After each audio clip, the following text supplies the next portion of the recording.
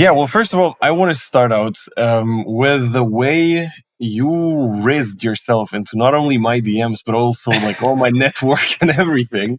I thought it was quite remarkable because usually I don't really connect with people at all who just cold DM, right? And I saw that, like, I understand now that it's a system which you have down pretty well. And let's start out with that. Like, how were you able to just cold DM me and then get a bunch of referrals on me and then also win me as a client? The easiest way to tell you is learn to pick up girls. It's the same exact thing as you would slide into a girl's DMs. It's the same thing as getting a client. The biggest mistake a lot of people make, I even see it in my own DMs, is they basically try to go for the close right away. They give you the pitch and they try to make money. Imagine, like, if you tried to DM like 100 girls asking them, hey, like, do you want to come to bed with me? That's basically what everyone's asking. The right way to do it is to not sell, but to network. So you need to build rapport with the person. If I were to outreach to a completely new person, I would look at their Instagram page, see what their interests are, see if some of our interests align and connect, and start a conversation off of there. Ideally, this could be with some sort of a question. If, for example, I see you're driving a car, or I see you traveling, and I see a remarkable location I haven't seen before, I can genuinely ask and be interested into where that location is. How did you find it? Where did you go? What did you do there? So we can start off with the conversation. That's the main goal. Start with a conversation. And the next steps are fairly simple. Imagine if you're talking with a friend and you want to change a topic. You're not necessarily going to be like, hey, yeah, that was a cool location you visited. By the way, do you run Facebook ads? I'd like to work with you. It doesn't work like that. Think of that as a funnel. It's exactly the same way you would sell anyone through paid ads in a VSL. The same thing happens via DMs. You start off with the broader topic. You could say that's traveling. Then you use a formula I like to say is compliment, relate, ask. This is how you can get the conversation going, and you can use different bridges to attach different topics together. So if it is traveling, you could say, yeah, like, if it's traveling, let's say you've been to Marbella, you were at a yacht club, at a nice club. I asked you where it was, you told me. And I could say, yeah, yacht clubs are amazing, great for relaxation. But right now I'm focusing more on my business. Q4 is approaching. That's the best time for ecom. And then I can ask you some sort of a question. Now, these questions would depend based on the conversation, but the goal there is to bridge the conversation from the previous topic we had onto the next topic. So you start with something broad, so people don't think that you're selling them. Then you dive a little bit deeper. You start on a business level, understand what they do. And you can sprinkle in some qualification questions here and there to understand whether you can potentially work together or not. Then a level down, you can talk about if, let's say, some of you are selling, let's say, recruiting services. You can ask them about their team. How big is their team? Are they looking to hire anyone? And then naturally, you'll just flow into a conversation where you can introduce what you do and do a call. Quite often, people tell me the problems they have, and I don't even sell them. I try to do a quick call, solve the problems they have. And just because we've built rapport before, they ask me to even work with them. That's literally exactly what happened. Like, you never asked me for anything, and I was just like, hey, wait, you do email marketing for e-commerce stores? Wait, I have a bunch of people I can refer you to, and then ended up working with you myself, right? So, in like from my side, how that ended up happening was a couple of things. Number one was you had a lot of social proof on your profile, but just a bunch of people I personally knew already followed you. Okay, so like a bunch of high level clients of mine, like high level ecom store owners, already were following you. And I think, maybe I'm wrong here, I think Luke Belmar was also following you. And it was like, wait, like a bunch of people I know are following you, and you're doing something which means you're naturally already good. That was instantly the first thought I had, right? So how much would you say is it the texting versus your profile itself versus the people you follow or follow you? It's both. It's a process. It's the same thing as building a business. Your personal brand, your social proof, and your business is the same thing. Mhm. You start off with nothing. Luckily for me, well, I can't even say luckily. From the age of 13, I was trying to make money online. And slowly but surely, I got to meet one person. From this one connection led to the next, so on and so forth. I was quite lucky to work on a business where we were building courses with influencers. I met Nick Shackelford. I went to an event he hosted and events he spoke at. And as a result, I was able to meet a lot of the speakers, other people who are high level individuals. And through this in real life networking, I got to know more and more people. Obviously, this helped me later when doing outreach on Instagram, getting to know more people, because obviously it's kind of like a snowball. Initially, you might have no one you know, but all you need really is just one high level person.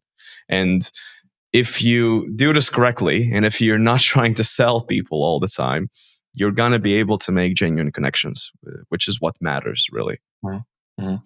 Yeah, I thought that was like one of the most interesting things with you, because you were not only able to do all of that with me, but also later on refer me to a bunch of other people and just connect me with basically a bunch of different people in different industries, etc. So, like, percentage wise, how many new people or business relationships do you actually meet through cold DMing versus real life networking versus anything else? I would say at this point, it's such a mix together, it's hard to say. Mhm. Initially, like 3 years ago, 4 years ago, I would say most of the relationships I had started through cold DMing, but they grew into relationships, which is the key part, and they turned into referrals. I would probably say the biggest source of business has been referrals, and typically the best source of business has been referrals. Mhm. A lot of people are against referrals. To be fair, I do think it's a great acquisition channel you can have, because imagine, Michael, if you wanted imagine if I wanted to work with your highest level student, if I tried just to do cold outreach, talk with them, get them to work with me, that could work. But for example, if I network with you, and you, as someone who they look up to, tell me, hey, you need to work with Rainus, that's a lot higher level. And I've seen a lot of the larger agencies, they either have great partnership setups, or the owners themselves have great personal brands. And that could have been by, let's say, if you're running Facebook ads, by maybe building an e-commerce brand themselves. And then they turned into either teaching how to do it for others, or running an agency, etc., etc. Um, so I would say it would be a mix of everything. Currently, cold outreach does help, but at this point, I believe it's more about the quality of relationships I have rather than the quantity. Because at some point, it becomes very difficult just to speak with, a lot of people. So right now, I'm focusing on building more genuine relationships. Mhm. I see. I see. So, you're saying that mostly your business comes from referrals. What would you say, like, percentage-wise, how many new clients you actually get through referrals versus other lead generation sources? And maybe let's get into that, like, how many new clients and all of those things. I would say on the month, looking back historically, I would say probably 40 to 60% would be referrals, roughly. It's very close to being a half. And the reason why I mention this is because quite a few times we've had some great partnerships. And through this partnership, um, they brought us, let's say, 5, 7, 10 clients, and they stuck with us. At one point, we had a referral partner who was making 6 figures a year just by referring us clients. And that payout was just recurring to him. Mhm. And yeah, I would say referrals has been the majority. Mhm. So, for somebody, for example, who doesn't have any connections, but they want to network with people from zero, what would be the step-by-step plan here? Let's say you would start again. You have an email marketing agency for specifically e-com owners or coaches and agencies, right? So how would you start from zero to build these connections up, if you don't know anybody? So I've done it the hard way by trying to figure everything out myself, I really think the easiest path would be this. And this would be my 2-year plan. Year one, I would pick a specific skill to focus on, whether that is Facebook ads, Google ads, pick anything. Throughout this year, I would try to understand who are the high level individuals in the space. Mm-hmm. Who are different agency owners, who are maybe digital brand owners who've done quite well with this particular acquisition channel. I would follow them and I would look at the people who they are following. I would also go on LinkedIn, find the companies they run, see the different employees, and slowly I would start to connect with these people, talk with them. And the goal would be to get a job. Now, I've never gotten a job myself, but if I started from zero again, that's what I probably do. The reason why, the most important thing when you are building an agency is case studies.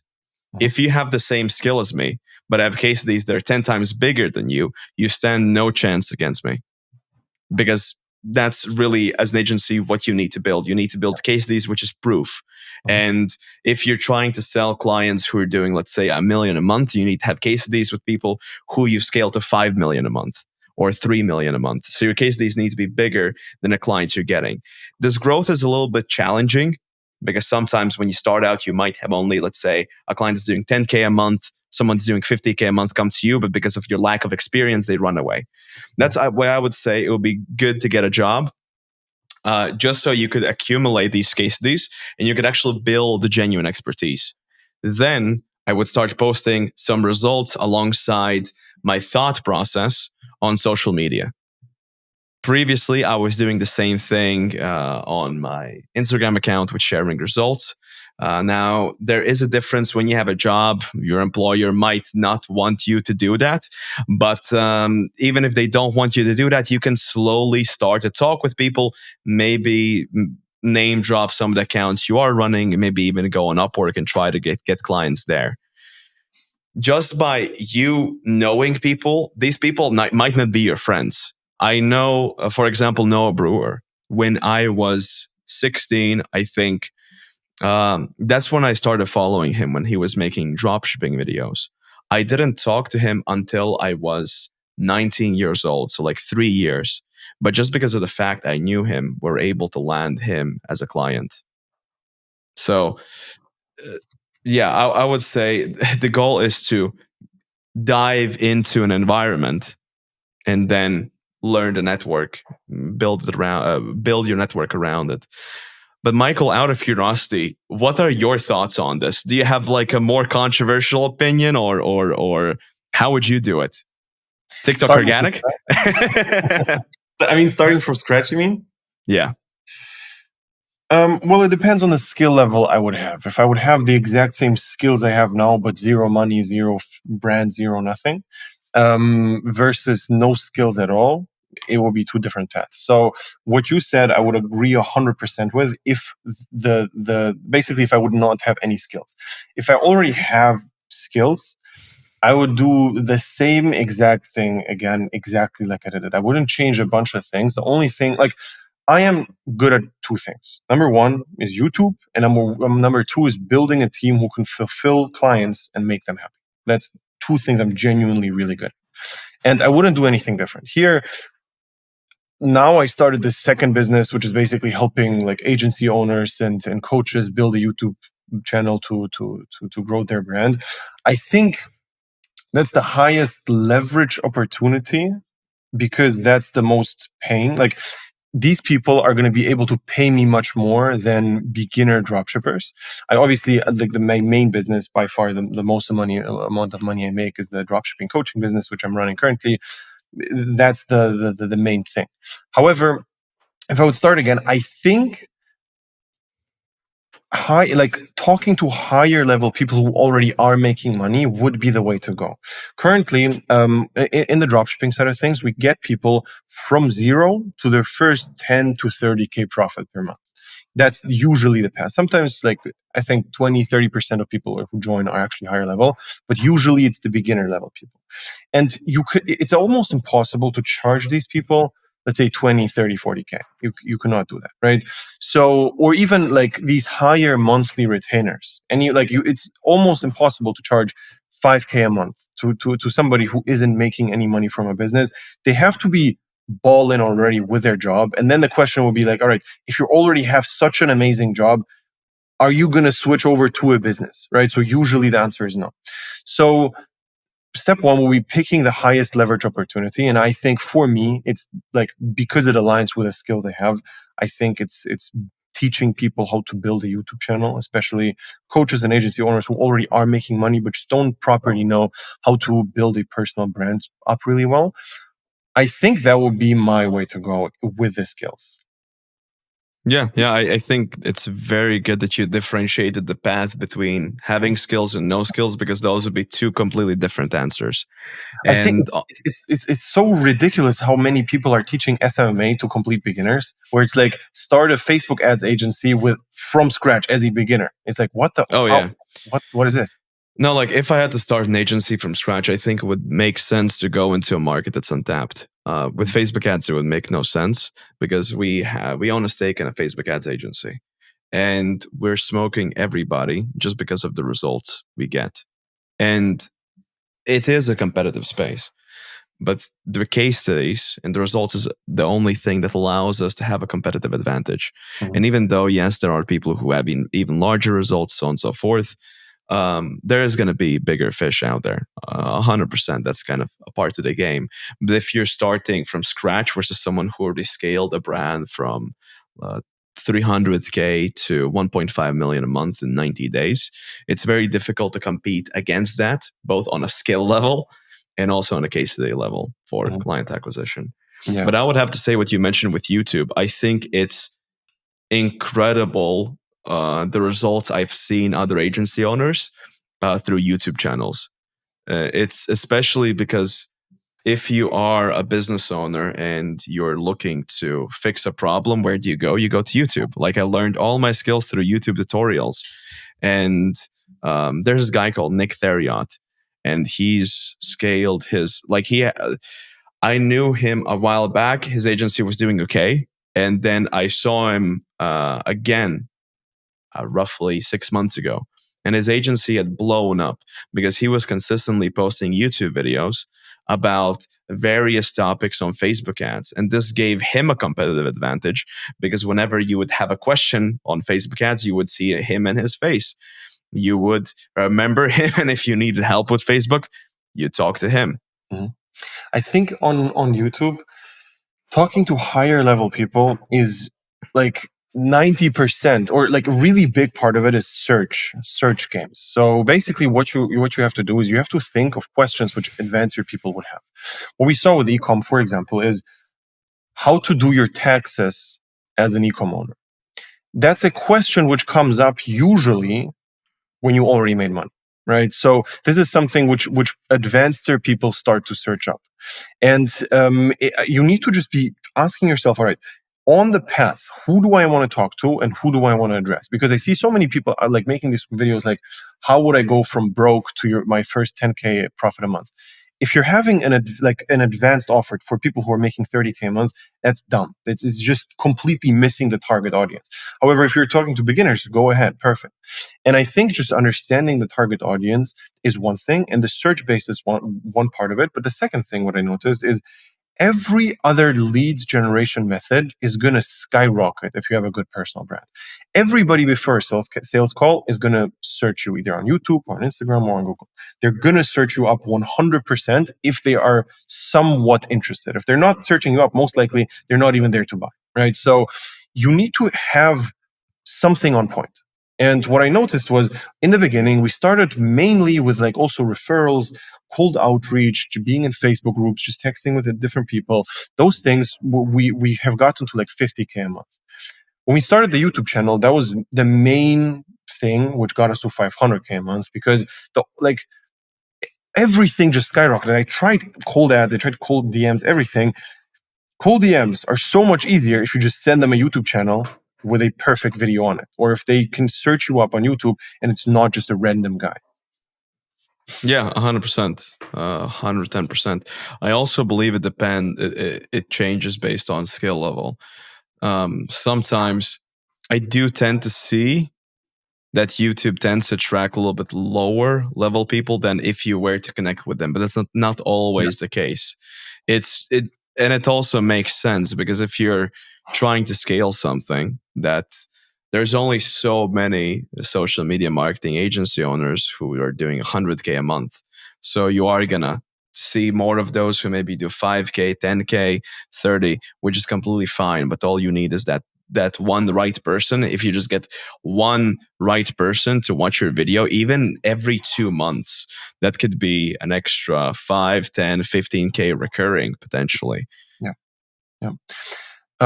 I think like what you said earlier with the testimonials and the level of testimonials you're posting is also so important. If you post testimonials which are a little bit lower level, how to get to 300K, and I'm at 500, and I'm going to look at that, I'm going to be like, okay, this is just not for me. And I was searching for such a long time for somebody who I can learn from, who has these like super high level testimonials in regards of like personal brand and stuff like that.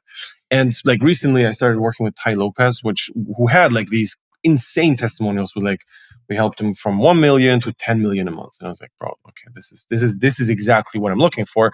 And all of a sudden I realized, all right, I'm not the top guy in the group. This is exactly what I was looking for, which like at some point is not the easiest task, because usually the known figures are marketing to the mass markets, right? There are like smaller boutique agencies which are targeting like higher level advanced or business owners, and it's pretty difficult to find those.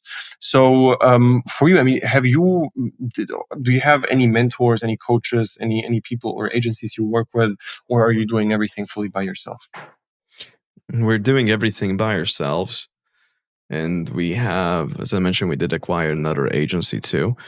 But this has been a challenge I've seen across multiple agencies with what you mentioned. And the way some try to deal with it are two main ways. Option A is try to go more mass market. Mm-hmm. So it's exactly as you said, they try to go for more of a mass audience. And the idea there is they capture, they basically break even or make a little bit of a profit with the low tier clients. But when they catch someone that's a whale, that's when they can scale up a lot more. The other thing I would say, if you're trying to scale a high ticket service, it's probably going to be easier for you to find partnerships and scale through those rather than to find each client individually. Mm-hmm. Because there already is someone who has, let's say, there's a marketing agency for Facebook and growth, but they might not have capacity for email marketing. And we've seen this happen. These agencies kick off some of their like lower level clients to us. And to them, low level client is that, 300, 500K a month, which to us is like an okay client. But to them, it's like, we only want to deal with people who we can scale from 1 million to 10 million a month. So we're not going to touch them. Even having that partnership can help you scale tremendously, because for how our agency is structured, we don't necessarily need to have all the top richest people. We have gone a little bit more mass market, you could say, compared to others which have gone more niche.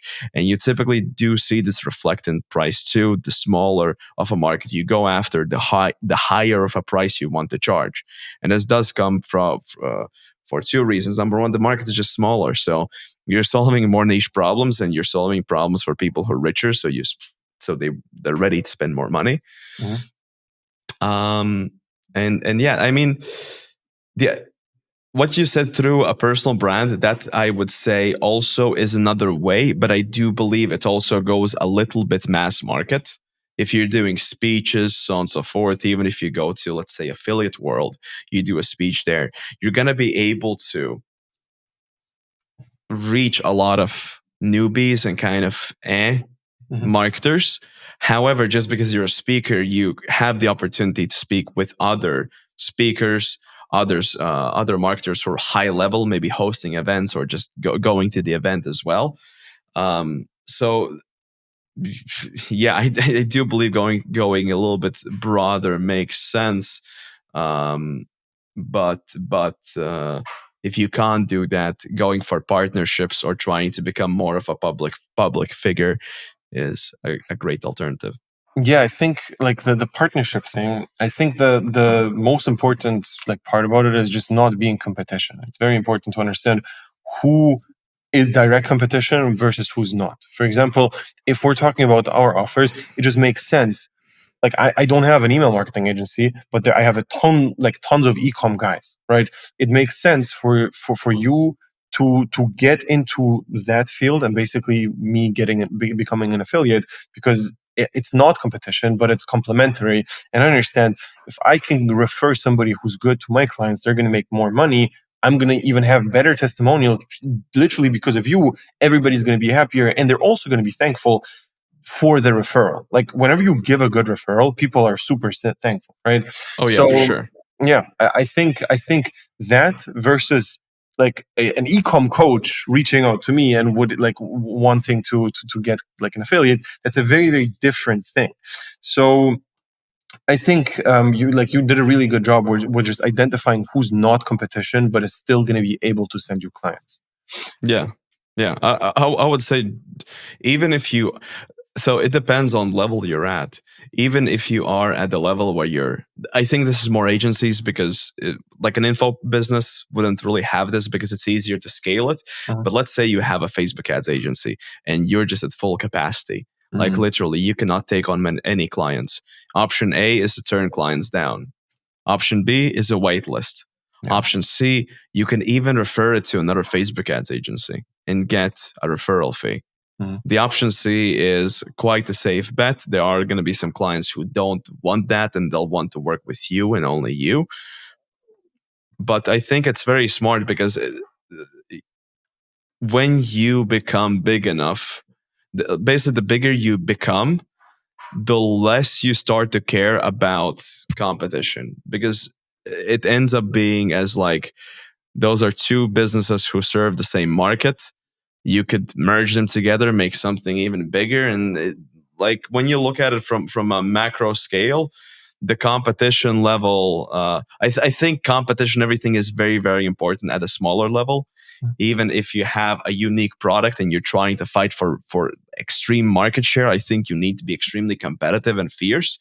But if you're in a business like an agency, you're not going to have a monopoly. Like realistically, it could be done, but I think it's so extremely difficult with the amount of people you'd have to hire that yeah, it doesn't make sense. And if you can make great connections, make great partnerships, give great referrals, it works. I've seen the best way to build partnerships is to meet someone, refer them a client or two, they can close, and you'll have a great partnership right off the bat. Yeah. That's an incredibly easy way to even start partnerships. Mm-hmm. That makes sense. That makes sense. You said that you bought a Facebook ads agency. Yeah. You said? Let's go through that. How did that happen? So a while back, there was a guy I knew. I met him at a party when I was 16. Didn't speak with him after that for a long time. He reached out to me. He said, "Hey, Reynes, I want to talk with you. Talk to you." He came over to my house. We spoke, and he had done some Facebook ads at my country at a low level agency. I referred him to a friend of mine who was looking for media buyers. He absolutely crushed it. Within 2 months, he was the best media buyer at that company, and he went from managing $3,000 in advertising to $400,000 in ad spend a month. And it grew, and he was able to spend $1 million a month quite quickly. And through that, I was just giving him some clients, just some people who weren't looking for agencies, who wanted the media buyer. So I just kept on referring him clients.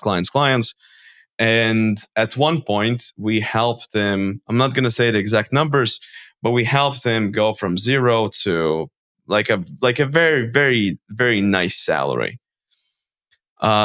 At that point, he was looking to start to build his own agency, and he had started it, to be fair, slowly.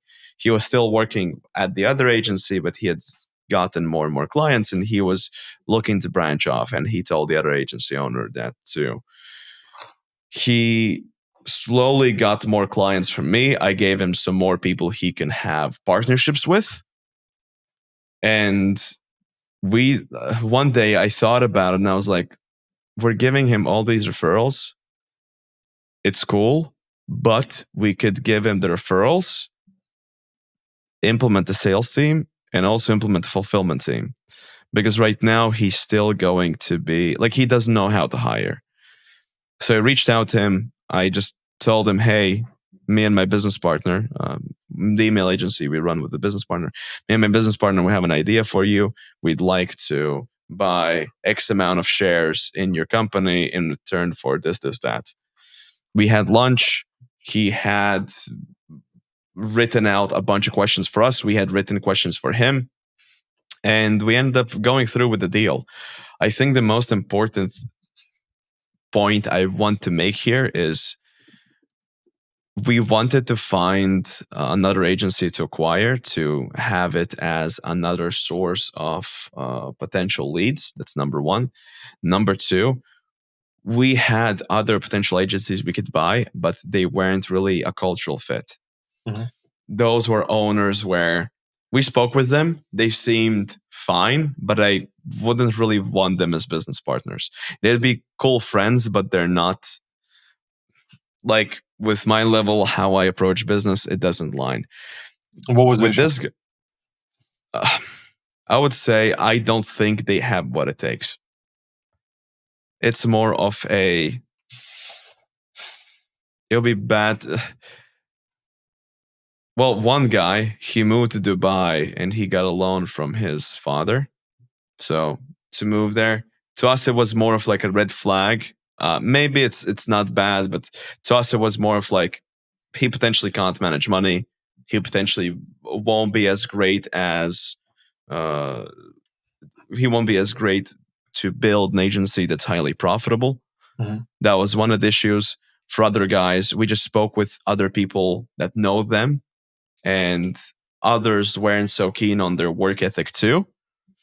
And this guy was someone I knew for a while. And we had, keep in mind, I had been giving him referrals for quite some time. I saw the results. We went on lunches together. I kind of knew him through other friends too. And I didn't have really anything bad to say about him. So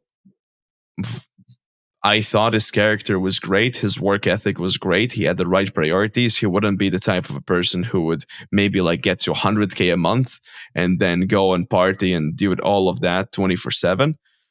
He would be still ready to work and he's hungry. So from that perspective, that was a fit. Not everyone is a fit for that. I see. Well, first of all, are you comfortable sharing like just the ballpark of how much you actually paid for that? Like 5, 6, or 7 figures? Oh, so the way the deal was structured, I can tell you, like it was even under €1,000. Oh, really? Yeah. So the way the deal was structured was, our goal was to come into the business with our knowledge in our brains. Okay. So we bought the company on the nominal sum value, and we agreed to sell it on the valuation, because when we bought the company, it was a completely new company. So there was no valuation really to attach it. Mm-hmm. So that was it. It was only the fact that we had brought him referrals, so we knew the numbers that he was making, and we knew we could scale him a lot higher. So we bought the stake for under like, I think it was under €1,000. If we look at the valuation of the business, that would be a very, very nice return. Yeah. A couple of 100%, a couple 100% back. But yeah, so that was the idea. And not all acquisitions have to be made on valuations. If you are, for example, an investor with knowledge and you're going into a business, just because you have the knowledge, you can negotiate and buy it not on a valuation, but on a nominal sum. Like if you open a GmbH in Germany, you know you have to pay like 50,000 or something like that to the government to 25. like to have it. Yeah. So we paid, let's say, 20% off of that is what we paid. In Latvia, that'll be 2,800. So 20% off of that. I see. Yeah. And before that, was the email marketing agency the only active business you were running? Yes. Do you feel distracted since you have two now? No, because that's the thing. I don't really have two. Well, theoretically, we have three, but it's not like we have three. It's not like I think about it. It's like if there's a problem, we have a conversation about it, and we come to a solution, or we have a plan on what we want to do next. If there is a plan of development, we from our end we think about it, we strategize, we come up with a plan and help with the execution. But it's not like I'm actively working on it day to day. So that's why also it was a good deal. And that's how we also framed it, that we're not trying to be in the business 24/7 and like not even like for like 5 hours a day. Our goal is to help with referrals, with connections. Like even right now, we're going to be doing a speech here in Latvia soon. That's also through like another benefit of him working with us, and that's kind of the goal, to help him move further. That was also the thing, like we built out the team, we helped with the hiring, and like we already have all the job posts. My business partner took care of all that, so it's not that much time. The other business we have is a real estate company. We basically buy and sell real estate, and there also I don't have. Last year, like max, I probably spent 5 hours on it, through like going and like all I had to do is like sign deals for buying the apartments and selling them. That would be really, really all. This year I've spent 0 minutes on it yet. I mean, it's just February, only 1 month. But the way that was structured, one of my first clients ever was a real estate agent. And roughly a year and a half ago, we were looking for different investments because we had too much cash in the bank. So it was like it just sitting there. I always wanted to invest. Alternative is we take it out, we spend it, but what's the value in that? So I called up my real estate buddy and I told him, hey, we're looking to do hard money lending, because we had done lending for e-commerce businesses. It sounds like we're doing a bajillion things, but like, this is like, it takes no time. My lawyer looks at the financials. I look at the financials, sign agreement, we give out the loan. So we want to do the same thing for real estate. We decided to go for lunch, have a conversation, and we went with a different deal where we put up all the money for the properties. They renovate them or just immediately sell them, and we split the profit 50-50. Looking back, we could have taken more profit, but we decided to go 50-50 just because like we're not doing anything there. The risk we have is risk with our capital. But the thing is, this guy owns a real estate agency franchise. So their agents and their partners, they find deals that are off market. They call him. If someone's looking to sell their house, they call their agency. They have some qualification questions. If they're looking to sell quick, we'll buy it quick. And through that, we're able to get deals that are 20-30% off market value. And it's also like specific audiences you're going after. I didn't even notice, but practically in almost every country, you could make a lot of money with real estate buying from people who've inherited properties. Because a lot of times they've inherited something, they don't really care about it. They're just looking to get the money, cash out, whatever. They really don't care. They just want the money. So these people, they're ready to sell quick. They're ready to sell at a discount. Are also people who have some financial problems, or they've gotten in a deal that needs work. It's those kinds of deals too. like in Latvia, we're a post-Soviet country. We have a lot of opportunity in that regard. And I'm very happy with the work we're doing. A lot of the properties we buy and we sell, we've improved by quite a lot. Previously, I wouldn't even touch that property. Like it's like if you look at the pictures, you get cancer in your eyes. That's how bad it is. But we've renovated it to where anybody can move in and they live in a beautiful apartment. Nice. Would you say, like, obviously for me, and I assume that the same is going to be for you, like making money is a bigger priority than investing it. What was the level you were at when you decided to start with the investment side of things? Initially, like when I made my first money. To be fair, I've been the other way around. I make money to invest it. That's Really? been my philosophy. Interesting. Because my ultimate goal is to have it so I make $1 million a year with just from investments. That's my idea. Just because if shit goes wrong, I would have my investments. That's a philosophy I'm going after. But well, it also depends on the business. If you have an agency, I think it's fine to collect money and stash it away. If you have a company like we do in Latvia, where if we don't take money out of the company, we pay 0 tax. That's a very big differentiator that people have to know too. If you're in America, you have to spend money to lower the tax. Otherwise, you're still going to lose in corporate taxes. Yeah. It's very different there.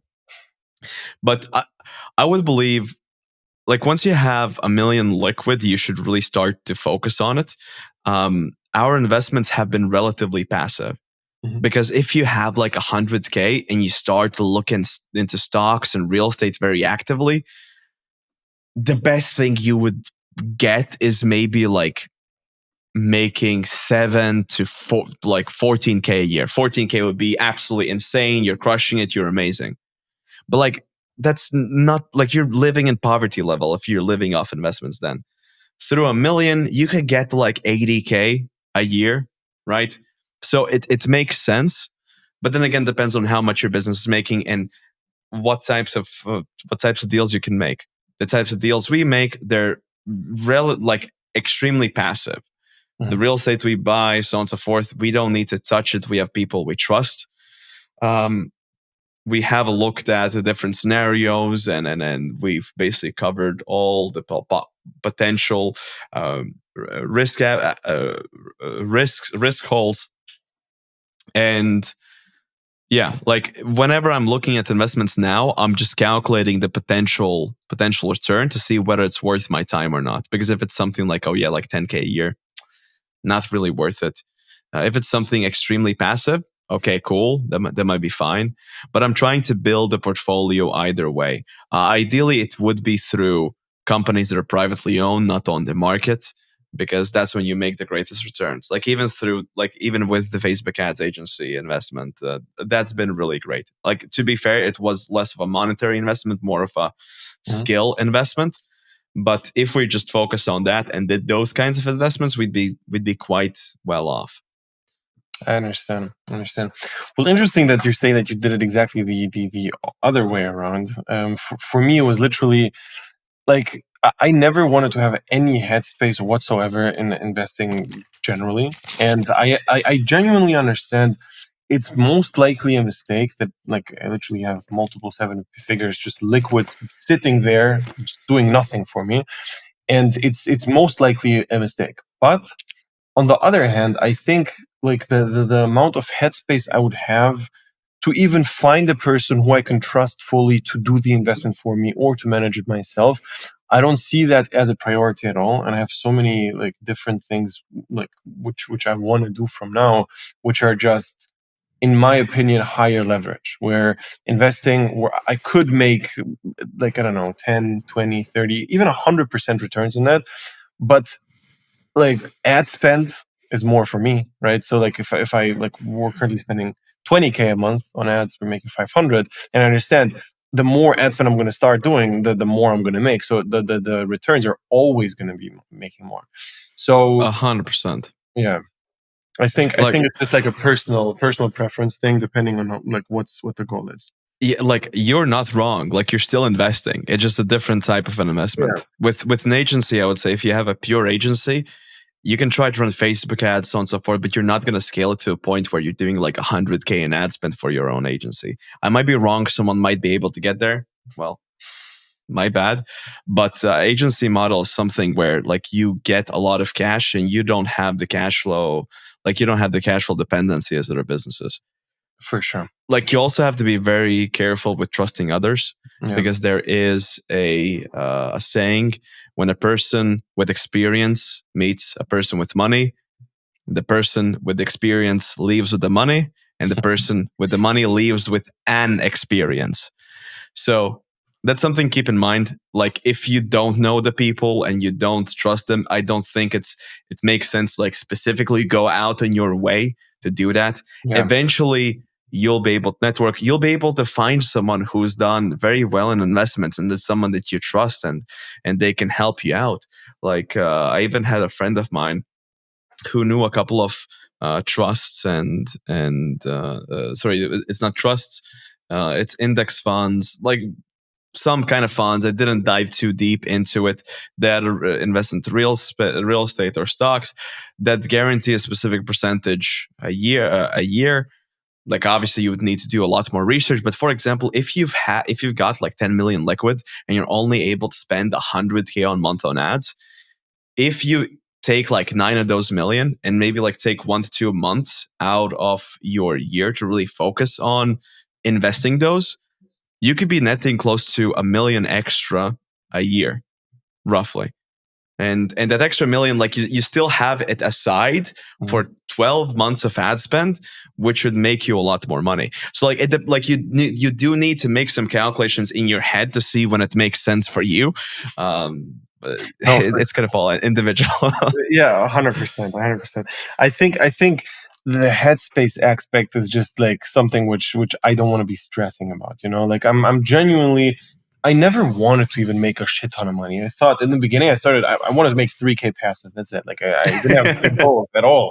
But I feel like because of that, I basically got to a point where my main goal is just not caring about money, and investments make me care more about the money because it's not sitting there. I have to check, and even if I don't have to check, in my head I have to check, right?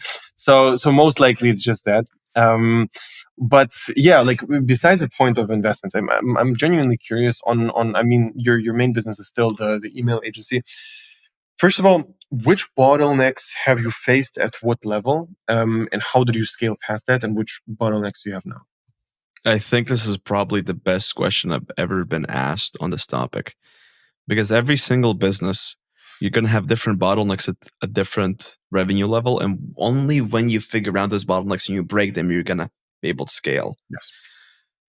I would say up to 20. So up to 20K a month, it was purely so I'll start with this. First 5K a month, it's purely a sales bottleneck. You don't have enough sales. Yes. When you reach 10K is when we started to hire people. The way we did it initially was we trained some of our friends they had in school. We trained people we knew or people I met through Instagram, but that was a slow process. And when we got to roughly 30K a month, we will be still handling the majority of the work while our employees helped out here and there. Now, to be fair, they did help out a ton. It's like compared to their work and our work, we did a lot more. I mean, as business owners with not enough employees, yeah, like you know what's like. So 30K, like up for us, getting 30K, getting past 30K was a people problem, and we fixed it by headhunting. And the higher level you get, you're going to hear the word headhunting over and over again. Long story short, you steal employees from other people. It's as simple as that. Well, let's walk through the process. How? So the same way as recruiters do it. If let's say you wanted to find someone that does Google or YouTube ads, you can go on LinkedIn. You can find businesses, similar businesses to you. I would say in the info product space, it's a lot more challenging. They don't like to show each other, or they're gonna run an info product themselves, and yeah, you're going to know. But let's say you run an e-commerce brand, it would be easier. You can look at other e-commerce companies, find who their Google Media buyer is, and just reach out to them. You can simply say, hey, saw that you work at so-and-so company at so-and-so position. We have a similar opening at our company. Would you be free for a 15-minute chat?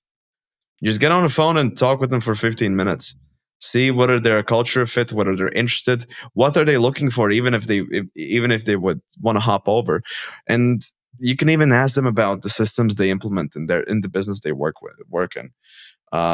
Worst case scenario, you maybe might have someone you can pay consulting and have them like audit your accounts, so on and so forth. But yeah, that was how we scaled up quite aggressively and broke the 6-figure a month barrier. And like right now, trying to get to multi 6 figures, we have reached multi 6 figures, but getting there consistently, it's again a sales problem. Mm-hmm. So like the cycle repeats itself. I feel like for an agency, it is a cycle of a sales problem, a people problem, the sales problem again, and then potentially like we could increase our prices as well.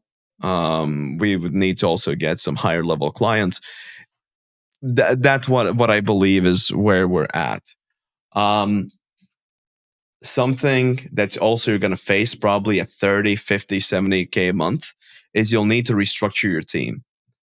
The way most companies run initially is you, as the business owners, kind of assign people to work with the clients, they communicate with them, do everything. But later you'll want to build your team into pods. This is what, for example, Kilo Health, a $300 million company, uses. They use pods. This is what big agencies use. This is what medium-sized and like smaller agencies at 100K a month use as well. And it's basically you have your company and you have smaller teams that act as their own mini agencies. They would handle different clients.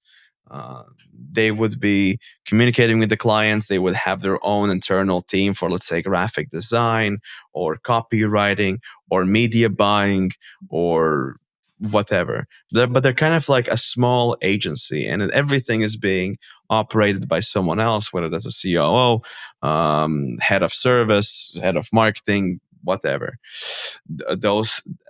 That's kind of the setup that an agency will eventually have to get. This is fairly straightforward stuff. It's something I didn't know and I didn't learn. A lot of people don't, and they might be stuck at 30K a month and they realize they're doing most of their work. And it's an issue of the business's structure. Yeah. I think identifying these issues is difficult. And it's one thing to see what the problem is, but what the solution is a very different thing. Because, for example, like for me, being stuck at like 50K a month for over a year, I didn't know what the problem is. I thought it's going to be lead gen. We started running more cold ads, more everything. The sales part was on point. Everything was amazing, but something was missing. I literally didn't know why. I had no clue. And it turned out to be the leads we generated were not being warmed up. And that was the reason why it was not like they didn't show up to the sales calls or they didn't even give their number in the first place, and things like that, where the root of the problem is a little bit like one layer deeper than what it seems like, because it's just like, all right, I don't have enough leads. Cool. But why? Right. So there's always one thing behind that. And we like identifying what that is almost impossible without having a person who's been there to just telling you. And it's something which for me as well, like for me, a guy he's basically making like 3 million a month. He told me, bro, you're not searchable. You're like, these people are not finding you anywhere. Make a YouTube channel and then we see how it goes. And that changed everything, right? And I think for me, the two levels were like 50K and like 250K. That was stuck on these two levels for a while. And in the end of the day, the bigger one was just like having a ridiculous amount of testimonials. That's what made the jump from like 250K to 500K a month. It was we had a lot of testimonials, but the amount we put out after we like started to just see that as the main priority was bigger than literally everybody in the industry. And I think that was the primary reason for scaling past these levels. Yeah, 100%, because that's the same thing as with an agency. If you can see the more people you've helped, the bigger the brands you work with, the bigger the results you've generated, the more people trust you. Yeah. And once you have a personal brand, once people know you, some people will be skeptical. And through this trust, you sway them over. Yeah. And this is what sales should be in the ideal world. Like, sales should not be like weird tactics or anything. It should be just showing results. That's what sales genuinely should be in the long run for everybody. If you the best sales pitch is your clients telling the person, it was amazing, I made a shit ton of money, that's it, you should buy. Like, all right. But how do you get good testimonials? I've seen, like, if you look at, the reason I ask this question is I'd like to get your opinion. When you look at other like course sellers or agencies, their testimonials are unwatchable. Like, you see a person, but it seems either overproduced to the point where like they might have been an actor, or it's so raw that it's boring that you're not even going to get past 3 seconds. Yeah. So I noticed it has to not look scripted at all. And the problem with these regular testimonials, it's basically your client looking in the camera. They're super awkward. They never ever filmed them. Like, they were never in front of the camera. For the first time in their life, they're going to be there, like, reading the notes they have put in because they don't know what to say in the camera. It's all awkward, right? So that's what happened. That's what usually happens. And what we changed was, instead of them filming a video, we do a podcast. And I talk to them for a full hour, and they become a regular human being. If they talk to me, they're just talking. It's not it's not difficult to sound not like a robot if you just talk to another person, right? If you speak in the camera, it's genuinely super difficult if you've never done it. So that was one thing. And the second thing is just making the videos long form. If you have 1 hour videos of a person, it's almost impossible to fake that. Like, faking a 1 hour conversation twice a week with like a news person is genuinely difficult, right? So it just eliminates two of the biggest problems, which is it fake, and why does it look awkward? So that was the solution for me. Yeah. To be fair, we did the exact same thing. What we ended up doing was, I would ask some questions and people would ask me questions back, and we edited down the video to have the main juice of what the other person said. And I would have some questions I would have prepared beforehand. I would send those to them. I didn't want them to have a script. I just wanted to have them give them an idea on what we'd be having a conversation on. But I wouldn't even edit it down, to be honest. What's like, if you go to my YouTube channel, like the main channel right now, you're gonna see my case studies, which are just the testimonials. They have, in a lot of the cases, more views than my regular videos, which is wild. People naturally want to watch that because they want to be in the shoes of the person who didn't make money and then made it. It's very relatable, and these people, it's so relatable that it's like a very watchable podcast. Yeah, so you've made basically the testimonial. You've made the podcast an entire testimonial session, which is very smart, and it's kind of how I did it, just because I thought it would make it the most natural edit. Yeah. Otherwise, if you make people like record themselves, it's always awkward, as you said. But that does make sense. You're always able, if they have experience, if they're high enough level, it's going to be an interesting conversation. And even people who are starting out, they want to see more and more of these people. And if they're able to roll through like 50, 70, 150 episodes of podcasts that are really also like testimonials, yeah, they're going to be swayed. Yeah. I think what I noticed was the people who make the best testimonials is people, like, which is very contradicting, but the people who sound the dumbest make the best testimonial, because if that idiot made it, I can make it as well. Right. So I noticed he's like, I had a few students, like, no offense to them, but they sound like idiots, complete degenerates. And I told them that in the video as well. But I also told them that, like, that made it so good because it's sometimes people who have no idea what they're doing. They just did what I told them, and all of a sudden they make money, have no clue. They did what I told them. And on top of that, they got lucky, first product in dropshipping, instant winner, something like that, where they have no real idea. And I don't want to, like, pretend that that's some, like, a natural thing, and I always call it out that you got lucky in the case study, and it makes it way more interesting. And I think that's also something which it was a big learning for me. Not hiding negatives is something which, like, literally everybody hides bad things, everybody. And I noticed the moment when you switch that, people are like, oh, this guy's real. He's not lying to me. So if you tell them how difficult something is going to be, and that's it, they're going to be like, all right, I can trust him.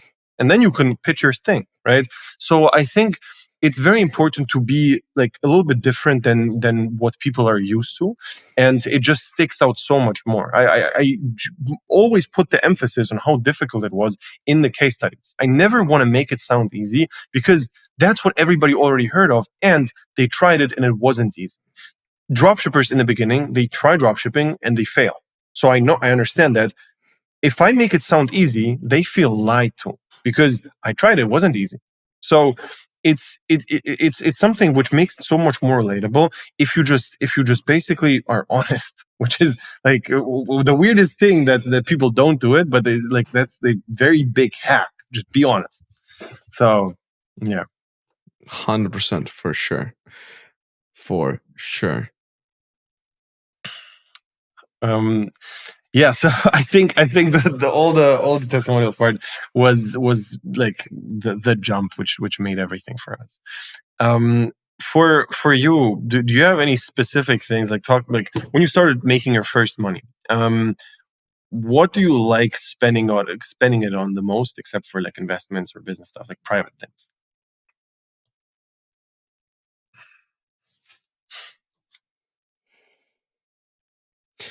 Experiences, traveling, learning skills. I would say those are the most fun because when you buy things, they're gonna come and go. Like, I do want to buy a nicer car, so on and so forth, but I do believe getting skills is a lot more important. My vision for when I'm older, I want to be an actually cool dad and like a cool uncle. So, like, I imagine myself, I know how to, for example, shoot guns. I have houses in 3 different continents. Ideally, later a private jet. But that's the vision I'm working towards, and I want to travel the world, get to see things that other people haven't seen, so I become a more interesting person. And I do believe it comes from wanting to inspire younger kids, because I come from a country where, by banks statistics, you're in the 1% if you make 3K a month. So numbers are a little bit skewed. There's a lot of people not paying taxes, so you can't really know how much they make. But I do wanna be able to inspire other kids too, because I started at a young age. When I was like 13, I started to work, and I do believe if more and more people do that, our country is gonna become a lot more wealthy. We're gonna have a lot more wealthy individuals, and people are not gonna be as depressed as they are now. Right now, not everyone sees a way out. They think they need to always work, do X, Y, Z, live miserable lives. And I want to show that's not the case. And I believe when you're able to be a genuinely interesting person, not by forcing it, but by having experiences you can share, by having skills that are fun. We, like, for example, we went to Germany to shoot guns and do combat training. And later down the line, I want to have a house where I have, like, a range in the backyard I can whip out some guns and shoot and stuff like that, and to be accurate. I think it's cool. And like imagine like there's a kid who sees like your dad shooting guns, like, yeah, my dad's a badass. And that allows you to instill the values and instill different skills and ideas into your children, I believe, because they see you as a superhero. The worst thing is like imagining a parent who's just like, imagine a dad with a fucking beer and a beer belly just looking at the TV, versus there's someone else who's like traveling the world. They've built all this stuff, so it feels a lot more inspirational to my children, to my sister's children when they're gonna have them, and even like children of my friends. So that's kind of what I'm going for. Oh, amazing. I think the craziest thing about it, and I recently thought about it, was you can buy people's time and skip tons of learning curves. Like I recently, like, I had a huge break in boxing. I was doing it for like 4 or 5 years, like 3-4 years ago, and now I started again. And I noticed how much easier it is to learn if I just have a one-on-one session with a trainer twice a week on top of the regular training. And it shocked me because I thought about it again, and it's literally, he's an expert. He's literally doing, like, he's into martial arts for 40 years. He knows his stuff. I can just skip past everybody with 60 euros an hour. That's it. Like, I don't need crazy amounts. I like, skills are very, very like, it's so much easier to find, like, get a skill with money versus when you're broke. And on top of that, when you cannot decide when you can spend your time. So if you have a regular job where you have to work over hours to make more money, it's way more difficult to fit in with a trainer or fit in the time to be better at something. And for me, like, at this point, most of the stuff is outsourced. I don't really, like, on the main business, especially, we have 20 employees. I don't really need to do virtually anything except for like 5 to 10 hours a week max. I'm working on it, and that's it. And the rest of the time, I can do what I want. And I think I'm, for me, just curious about like how things are going to evolve, because if you would ask me like a year ago, my only thing which I had in my head, or like 2-3 years ago, was business and money. And now some things switched where I understand, all right, I am allowed to take a little bit time off from making money to do other things, because I think, like, overall I'm going to be a better, like, well-rounded human being. And it fits really well to like being a role model of children and stuff like that. And I just see how people follow not advice, but if you live the path. And I saw this, for example, with my brother. He did like drop shipping order fulfillment for me when he was like 12. Okay. So he started doing that just because I needed that. And he, every single day, he had to fulfill my orders. And he didn't believe that making, like, in his head, you can only go to university. But every day he had to sit there for 3 hours and press on 3 buttons to fulfill one client, like for one order. And it was like day after day.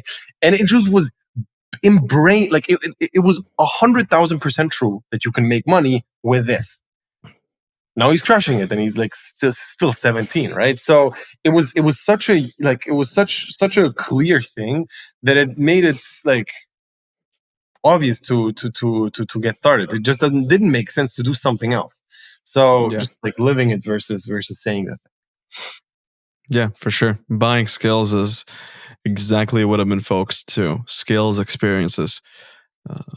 It helps everything. Like, even if you're dating, if you have more interesting skills, like if you're gonna be, because if you're gonna be at the house 24/7 and just working, it's not as interesting when like you have an entire set of goals that you follow and that you're trying to crush.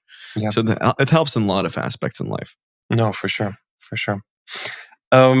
I mean, I think we can wrap it up over here. I really appreciate you answering everything. If you have any questions, anything left, we can go through that. Yeah, this has been such a nice episode. There have been some random ass questions I used to ask when I was doing my podcast, my business partner. But I'll end off on a On a simple one, ass or titties? Haram. We're not answering that on this channel. Okay, now the real question would be like for you, what like the last question I have, because I'm curious for you, what are your 3 main skills that you want to build in the next 10 years? Next 10 years? Yeah.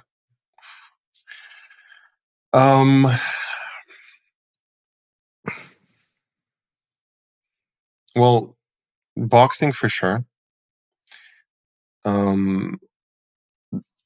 The whole like money game is just fascinating to me, and I think like the skill, I don't know how to call it, but just the skill to make more than everybody else in terms of like business, you know. So like right now, I think I have the skill to make 500K a month. I don't have the skill to make $1 million a month, and I I want to prove to myself that I can get to like $1 million in profit per month in the next couple of years. But I don't know. I never I never thought about anything that long distance. Like every time I try to set a goal for in the next 5 years or 10 years, I failed miserably. Okay, so I never ever like I don't know. I just do the things I'm doing, and I love it.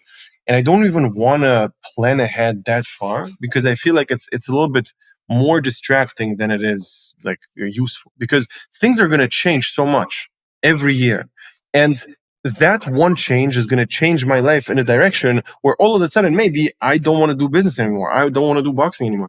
So I don't know where I'm going to be in 2 years to plan 8 years ahead. You know what I mean? So I don't think I even want to think that far ahead, and I just want to be where Present. I am right now, present, Yeah. and think about the next year, next 2 years max. More than that, my brain is not like, I don't have the brain capacity to do so. So there's too many trajectories we can go down and end up a little bit later. Yeah. You could say people are also very bad at predicting the future, which is true. But I did actually put together a list of goals I want to have in the next 10 years. And I used to be very bad at setting goals, and I thought it was kind of useless. Just do your work and get there. But this year I've changed my mind, because after setting that plan, I feel like I've got a lot more desire, and I also can make decisions in a cleaner manner. And from a cleaner manner, I mean, I can go back and look at whether this is going to get me closer to that 10-year goal or no, or those 10-year goals or no.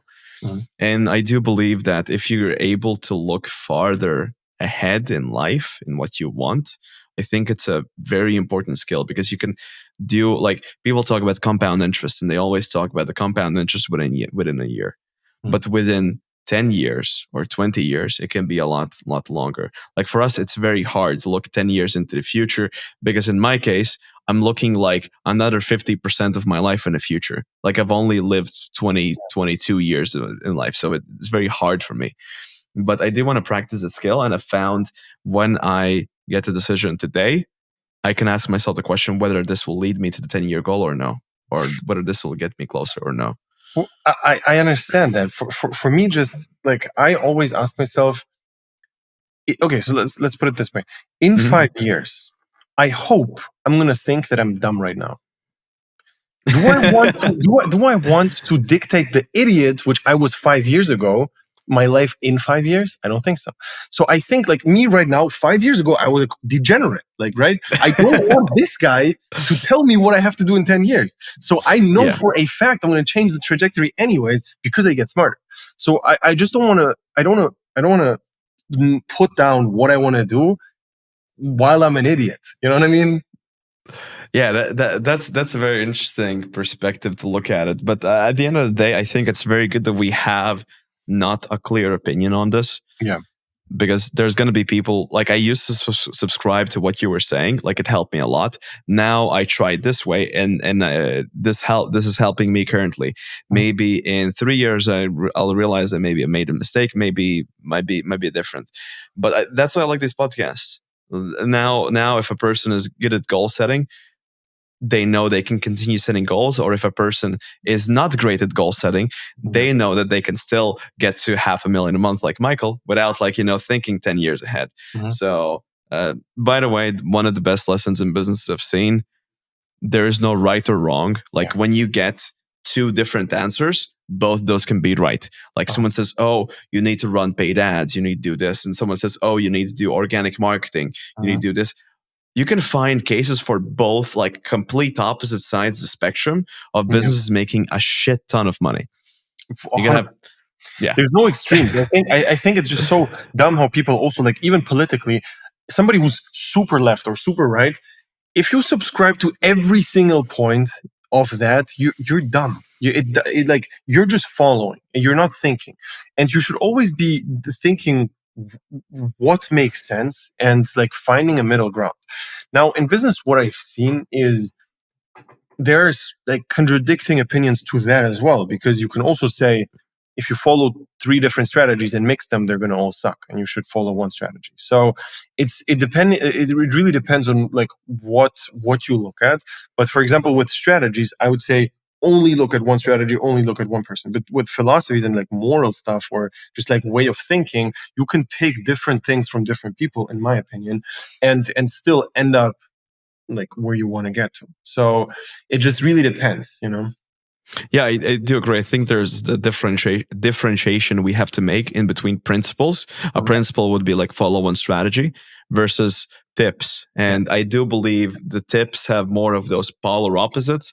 Principles and it's specific character traits. I would say probably principles a lot more often are going to be very fixed.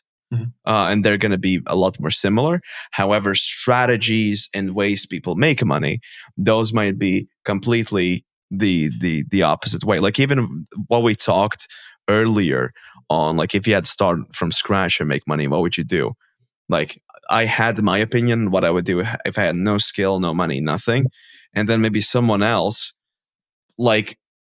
that might not be the best path for them. They might need to look at different paths and evaluate the best part for their situation, because everyone's situation is going to be different.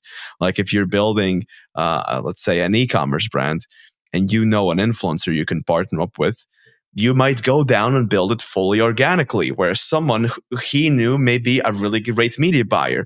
Just maybe those connections, they're going to change the game plan. What's the best game plan for you?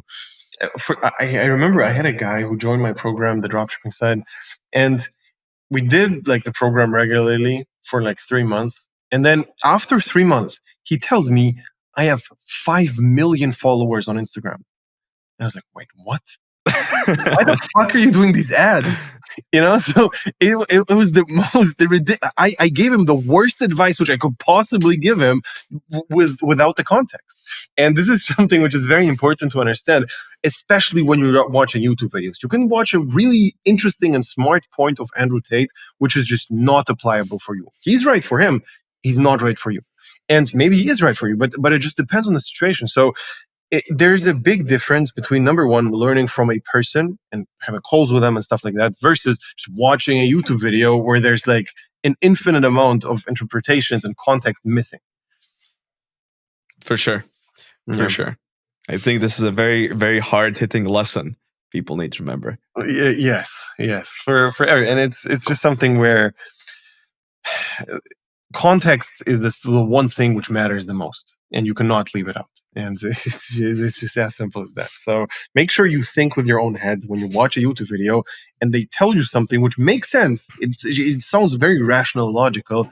Does it make sense for you though? If you're if people tell you to quit your job, but you're a lawyer, maybe you should. I don't know if you should quit a job. You have an amazing job if you like it, right? So it really depends. But yeah, I think it's a great point to wrap it up over here. Really enjoyed this. Actually, was amazing. Likewise. Yeah. So different type of a conversation. To be fair, for me, I always talk about the email marketing. Now we're talking about agency stuff. Yeah. No, I watched preparing for the podcast here. I watched a few of your podcasts, so I didn't want to talk about the same old stuff you already talked about. Beautiful. All right, bro. We can cut it here. Anything besides the podcast?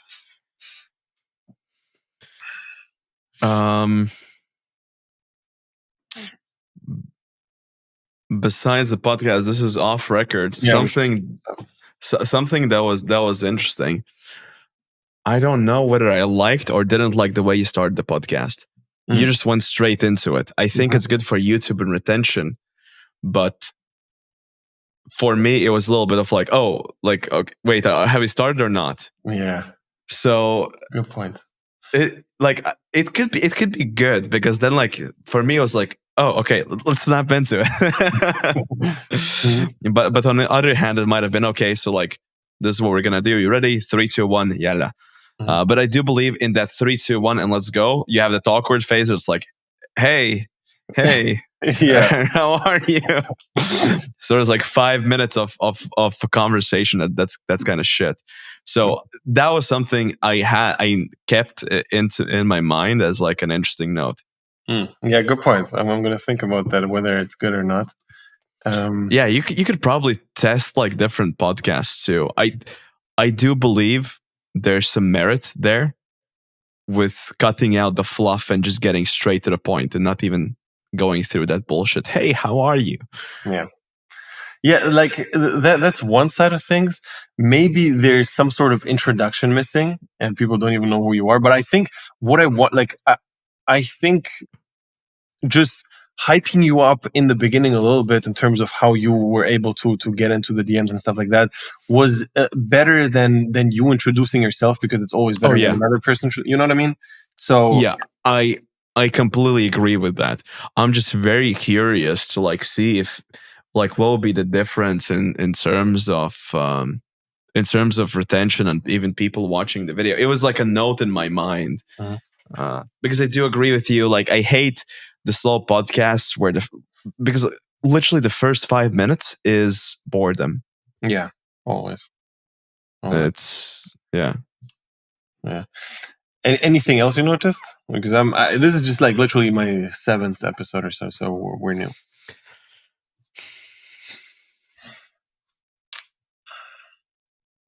Not really. Not really. The rest was great. Yeah. Okay, nice. Yeah. No, it was nice, enjoyable. Yeah, same here. I don't think anything was missing. By the way, keep in mind with the Riverside, sometimes you might have issues syncing audio to video. Yeah. It's something we had. Mm-hmm. I got this recommended. You know Vince Oprah, the YouTube editing guy?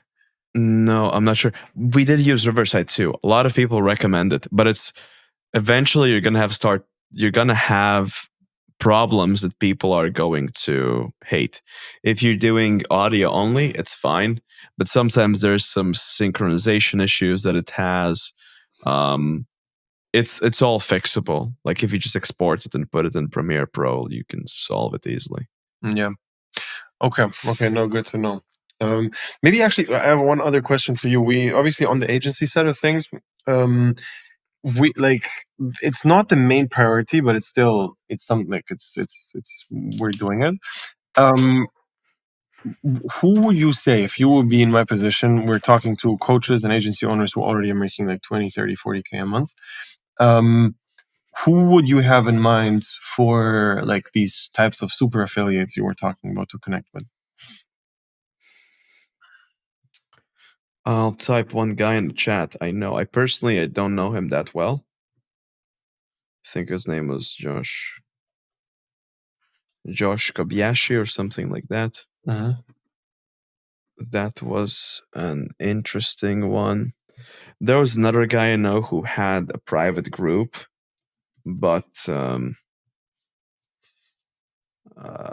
I wouldn't be able to intro you to him. Wait, let me, Josh.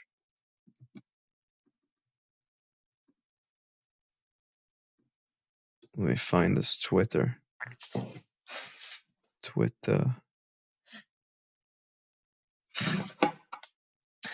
And also, you said in the beginning you are always like doing these personalized cold DMs. Do you do do you have canned openers which you're always still using in different scenarios, or is it only actually personalized to each profile? It would be similar. It would be similar topics. Like you're gonna see that people post cars, travel, stuff like that. Mhm. That's often what you see. Maybe like if they've been with a celebrity, that's typically what you see. I have seen it's been very difficult to reach out to info product guys because you end up having to DM talk centric. with. Yeah, I don't think it's like I would just avoid reaching out to them at all costs. Like you're not gonna get to the actual person through those people. It would be better to either reach them via some sort of advertising or yeah, I see. because because if they are selling, it's gonna be sales rep versus sales rep, and it's gonna be a waste of time for everybody. Yeah. We try to fight that a little bit and just telling them directly, I know you're a setter, I need to talk to Jeremy or something like that, you know. But yeah, like it's tough to get through to them. Yeah, we try to scale influencer stuff too. I think through a VSL would be probably better. We Yeah. didn't get that far, but that was a challenge. Or like these types of partnerships. I think these types of partnerships can be good. I did in the chat. I sent you Josh's Twitter, Thank you. but it would be anyone talking about like for you. I think it would be anyone talking about SMMA. Like even if they have a course and info, yeah, like a course info product, SMA or info, like people teaching other people info products, people teaching other people SMA. They don't feel like it's going to be competition, because we teach people how to build a YouTube channel for their coaching business, and then like. Oh, I thought you would be doing the ads for them Well, on YouTube. Well, they have to, like, if we're being honest, ads is just creatives, right? So it's just making the videos. Yeah, the only thing I'd be wary of is them ripping your stuff and selling that as theirs. But I would say it depends on the person. Yeah. If there is someone who's teaching, if there's more people teaching not so much acquisition but more structurization of the business, all that kind of stuff, I think it would be like that would be beneficial. Yeah.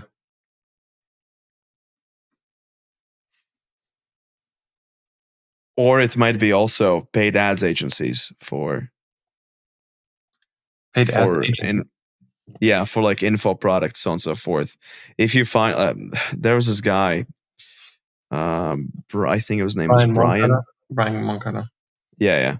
If you could partner up with him, I think it would be quite beneficial. Yeah. Because this would be a perfect match. Someone who is doing paid media, and then you can accelerate paid media plus get more leads organically through YouTube. I think that would probably be an extremely good lead for you. I don't think it's the only person you could connect with. Something like a Hyros would be great too. Hyros, I don't think Hyros. Well, if you do make some content and post it in the group in regards of tracking organic leads on YouTube via Hyros, that could work. Sure. But I don't think they would care that much about building a partnership because it would be more important for you rather than them. Yeah. Like info space is quite tricky, man. It's a lot of high level people that everyone wants to talk to, because and like whenever you talk with them, they're gonna try to sell you on something because that's their entire business. Yeah. Agencies could. Well, like who typically is your ideal client? Is that an agency owner or an info product? I think info, because like it's more beneficial. Usually, depends on the agency, but usually info products are the best to profit from personal brand and YouTube channel. In some cases, agency, but usually B2C. You know, B2C is easier to scale on YouTube. So either B2C agencies, which is kind of rare, or B2C info product?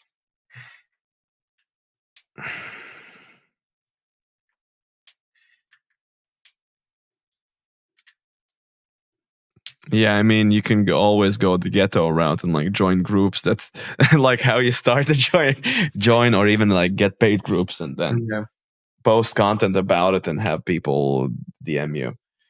But this is bit. Well, I would probably find people who either do email marketing for info business owners, landing pages for info business, like basically all the services they would need. True. And those would be your best partnerships. Email for info. To be fair, we wanted to get into that market because there was no one really there. There, like, you're not going to find email marketers. You're just going to find copywriters. So copywriters, they're going to write the VSLs, they're going to write the landing pages. So they just do everything when it comes to writing. That's what I've typically seen. Media buyers, yeah, pretty straightforward. People who do media buying for those kinds of brands. Media buyers. What else? Well, potential landing page designers, but I don't think they have much authority in terms of referring you anything.